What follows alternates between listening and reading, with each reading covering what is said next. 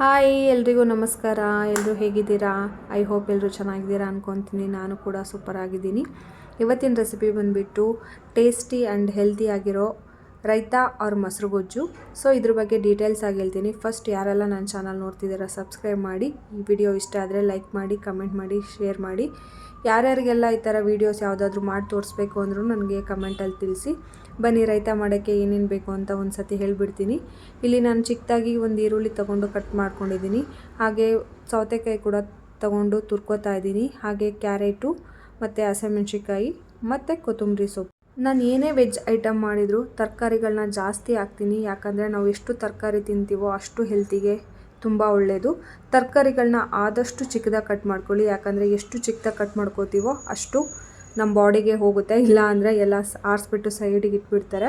ನಾನು ಯಾಕೆ ಇಲ್ಲಿ ಹಸಿ ತರಕಾರಿಗಳನ್ನ ಹಾಕೋತಾ ಇದ್ದೀನಿ ಅಂದರೆ ಕೆಲವೊಂದು ಸತಿ ಹಸಿ ತರಕಾರಿ ಯಾರ್ಯಾರು ತಿನ್ನೋಲ್ವೋ ಈ ರೀತಿ ಮಾಡ್ಕೊಡೋದ್ರಿಂದ ತಿಂತಾರೆ. ಸೊ ಅದಕ್ಕೋಸ್ಕರ ಹಸಿ ತರಕಾರಿಗಳನ್ನ ಆ್ಯಡ್ ಮಾಡ್ಕೊತೀನಿ. ಅಷ್ಟೇ ಅಲ್ಲ, ಇದೆಲ್ಲ ಹಾಕಿ ಮಾಡೋದ್ರಿಂದ ಮೊಸರು ಗೊಜ್ಜು ತುಂಬಾ ಟೇಸ್ಟಿಯಾಗಿರುತ್ತೆ. ಇದು ಬಿರಿಯಾನಿ ಜೊತೆ ಮಾತ್ರ ಅಲ್ಲ, ಪಲಾವು, ಬಿರಿಯಾನಿ ಹಾಗೂ ಬರೀ ಬಿಳಿ ಅನ್ನಕ್ಕೂ ಕೂಡ ತುಂಬಾ ಚೆನ್ನಾಗಿರುತ್ತೆ. ಇನ್ಸ್ಟೆಂಟಾಗಿ ಮಾಡ್ಕೊಂಡು ತಿನ್ಬೋದು.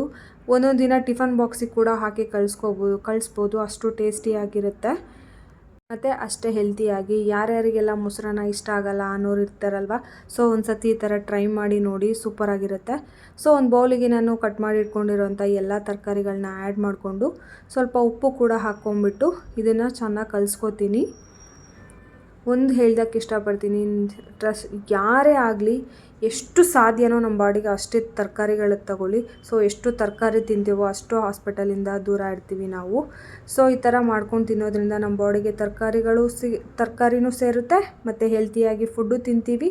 ನಮ್ಮ ಬಾಯಿ ರುಚಿಗೆ ಟೇಸ್ಟಿ ಕೂಡ ಇರುತ್ತೆ. ನೋಡಿ ಈ ರೀತಿ ಮೊಸರು ಎಲ್ಲ ಹಾಕ್ಕೊಂಡ್ಬಿಟ್ಟು ಚೆನ್ನಾಗಿ ಕಲಿಸ್ಕೊತಾ ಇದ್ದೀನಿ. ಸೂಪರಾಗಿರುತ್ತೆ ನಿಜವಾಗ್ಲೂ. ಒಂದು ಸತಿ ಮಾಡಿಬಿಟ್ಟು ನನಗೆ ಕಮೆಂಟಲ್ಲಿ ತಿಳಿಸಿ ಹೇಗಿತ್ತು ಅಂತೇಳ್ಬಿಟ್ಟು. ಓಕೆನಾ? ನೋಡಿ ನನ್ನ ಮೊಸರು ಬಜ್ಜಿ ರೆಡಿಯಾಗಿದೆ. ನಾನಿವತ್ತು ಮಾಡಿರೋದು ಪಲಾವ್ಗೆ ಅಲ್ಲ, ನನಗೆ ಆಫೀಸ್ಗೆ ಟೈಮ್ ಆಗಿಬಿಟ್ಟಿತ್ತು. ಸೊ ಅದಕ್ಕೋಸ್ಕರ ಬಾಕ್ಸಿಗೆ ಮಾಡ್ಕೋತಾ ಇರೋದು. ನಿನ್ನ ಮೇಲೆ ನಿನಗೆ ನಂಬಿಕೆ ಇದ್ದರೆ ಎಲ್ಲವೂ ಸಾಧ್ಯ ಅಂತ ಹೇಳ್ತಾ ಈ ವಿಡಿಯೋ ಇಲ್ಲಿಗೆ ಮುಗಿಸ್ತಾ ಇದ್ದೀನಿ. ಎಲ್ಲರಿಗೂ ನಮಸ್ಕಾರ, ಧನ್ಯವಾದಗಳು.